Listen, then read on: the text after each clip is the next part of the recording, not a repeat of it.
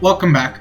So a bit ago we had a FEH channel and they introduced a couple things including like the thief banner, some rewards, some reruns, yada yada yada. They also introduced a brand new game mode called Binding Worlds, and I wanted to talk about it a bit because after playing it for a few days I do have a fair share of thoughts with it. I will preface this by saying out of all the game modes we've generally gotten recently, it seems like they tried more with this and maybe something like Frontline Phalanx, because you at least have to engage with the game rather than just push a button. So for what it's worth, I'm glad they're actually doing something rather than just like button simulator. But nevertheless, we may as well just go into the actual mode, talk about it, yada yada yada. I just want to give my overall thoughts. Anyway, Binding Worlds is pretty interesting. It basically combines elements from Hall of Forms, Allegiance Battles, Pawns of Loki, and maybe another one. You could basically use friend units, but the leveling system also goes up to an exuberant amount from stuff like Pawns of Loki. But also the format is like Hall of Forms, where you have several chambers that you have to climb, and they get progressively harder as you go above each one. There are 25 chambers from what I remember. 25 chambers, with increasing difficulty, obviously. As you keep progressing, the enemies are going to get more and more difficult. And it's weird because initially I didn't know how to level because I decided, okay, I'm just going to play the game. I like skimmed through the instructions sort of, but I didn't really like grasp it until I played it. I'm more of like a hands-on learner, but nevertheless, I found out that you can only level through the gates that you find on the tiles on one of the maps. So you can kill whatever enemies you like, but the only way you're going to get levels through any means is if you step on that tile with a unit, as you can't get XP from any of the enemies. But this is what makes the system somewhat interesting to me, because you can choose between 3 units. Sometimes you can even get your own lead, which is really cool. I got my Spring and Ego lead like a couple times when I was playing it a bit, and they do come with a certain amount of skills, but obviously they'll get their higher tier ones as their higher levels, similar to the likes of Pawns of Loki, where you don't start out with like Bold Fighter 3 or like Catch 4 or whatever the case may be. You start out with just basic stuff. But what I also noticed is that you can't use a duo or harmonic skill if you aren't level 40 or above, which I guess it makes sense. It felt like a weird restriction, but I'm not really complaining. The first like several chambers are really easy to get through, especially since you don't necessarily need to prioritize which units kill what unit, similar to like Hall of Forms and Pawns of Loki, or even again like Allegiance Battles, because sometimes there are like different rewards and aspects to it. But nevertheless, you can also take multiple actions with a unit if you take an action on the gate, which is really cool. I found that out while attacking on the gate. So if you were to attack on the gate, for example, kill a unit, you'll then be presented the option to switch out that unit. And I don't know what happens if you don't switch. Maybe it just ends your turn there, or that unit's turn. But if you do switch out a unit, then they can take another action. And whatever buffs that you had on that unit or were applied after that combat, they also get it. So like visible buffs, Fallen Star, even from what I've seen, anything of the sort. It's really cool. And overall, it is pretty fun for what it is, but I do have some mild inconveniences with the mode. For example, the mode definitely feels like it's lacking in content, and this really only feels exemplified by the time gate. So for anyone playing it, you have to spend at minimum 4 days to complete this mode.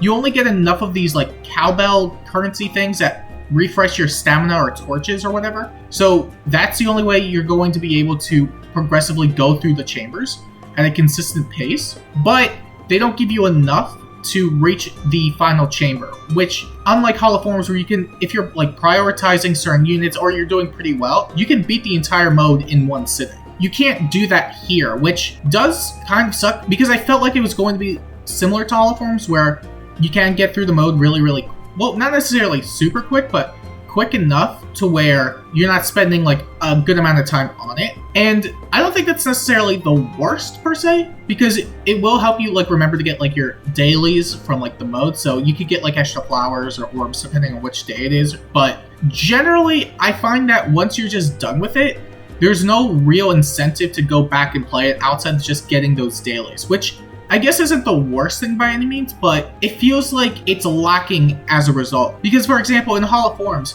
you have the option at the end of the mode to form any of the 4 presented allies or former units or whatever the case may be from that batch based on whatever you roll. Whatever you roll on those units, you get to keep, and well, minus the merges, of course, but you get a single copy of that unit with the skills you rolled and what's equipped on them, on top of whatever they already come with that base kit. So there is incentive to just going into Hall of Forms and consistently re-rolling for skills. And even then, if you get like the right skills on like everyone, I always found it somewhat satisfying to continually re-roll for stuff, at least until like they're all plus 10 and have like a perfect kit or whatever, because there is like some fun to that, and you never know. You may end up using a former soul on them afterward if you get like the right skills, but nevertheless, there is a reason to always go back to that mode. And even though the format is the same where like you're trying to clear specific maps with units, there is a bit more to it in Hall of Forms, where the ally that kills the first foe is able to get a skill in their kit after the map is cleared. But if you lose, then you don't get it. But nevertheless, there is some aspect to... But then there's also the fact that you only level by killing enemies, which means that you may want to also prioritize who's actually killing stuff, instead of just having one person just face tank everything, which isn't exactly the worst, and you can still do that in Hall of Forms. But generally having like a well-balanced team will net you like more ease, at least from my experience. Maybe it's just different and depends on the unit. But nevertheless, I always found that there's more strategy to it rather than just like stepping on the gate, getting a high level unit, and then just have all the enemies ram into them and call it a day. So that's like, as far as like replayability goes, I find that the mode is definitely lacking in that. And again, it definitely feels like they know this because they don't allow you to complete the entire mode in one day. You have to wait 4 days minimum, which I don't really like. However, what I really do like are the rewards. They give you a good amount of orbs, which is to be expected, similar to Hall of Forms, but they give you a lot of dragon flowers. And even though dragon flower costs are going up, they're going to be going up quite soon with the new BST creep, what we get usually with CYL, assuming they do it again, which they'll probably do it. New units that can only get 5 flowers can max them all out if you just complete the mode and get all the dailies. You get all these flowers and you're able to max out one specific new unit, which is really, really nice. The other thing too is that despite the limited scope in strategy, I found that it's so nice to play because I could also use units that I normally won't use, but also I could use friend units, which was something I did like about stuff like Allegiance battles, where you can have a proxy and switch them out whenever you want during turns, which is really fun because, again, I get to use units that normally I wouldn't be able to use. And for what it's worth, it's definitely better than a lot of other modes, and I do like the idea that it doesn't necessarily need to be difficult. It's one of those like easygoing modes, so it's definitely a lot more approachable. And again, the rewards are really, really good, so it's not like anyone who doesn't want to play it because it's difficult will be able to miss out on it because it's like really, really easy to do. Unlike something like Summoner Duels and like Summoner Duels RNS, I know a lot of people don't really like those modes, and they do complain when they don't really get the rewards they want, which, I mean, if you want the rewards, you play the game, but nevertheless, this feels a bit more approachable, which is what I really do like about it, because a bunch of people get to benefit from it without having the need to like compete or like build up like super meta units or do whatever the case may be. It's really, really nice and approachable. And outside of that, I would like to see new things added to this mode because I feel like it could be fleshed out a lot more if they were to do some updates to it. I don't really know what those updates could be per se, but I do think if they were to come out with a way to keep the players coming back every day, or at least every other day to play it, similar to the likes of Hall of Forms, where like, again, you do the skill reroll and you try to get merges and like all these things. You want to make these units look really pretty and they're fun to show off after the mode. If they were to do something like that in Binding Worlds, then I think people would definitely enjoy it a lot more. But from what I am seeing, people do like the mode. And to be honest, I really do like the mode too. I just want to see more from it, if that makes sense. But nevertheless, those are pretty much all my thoughts when it comes to Binding Worlds.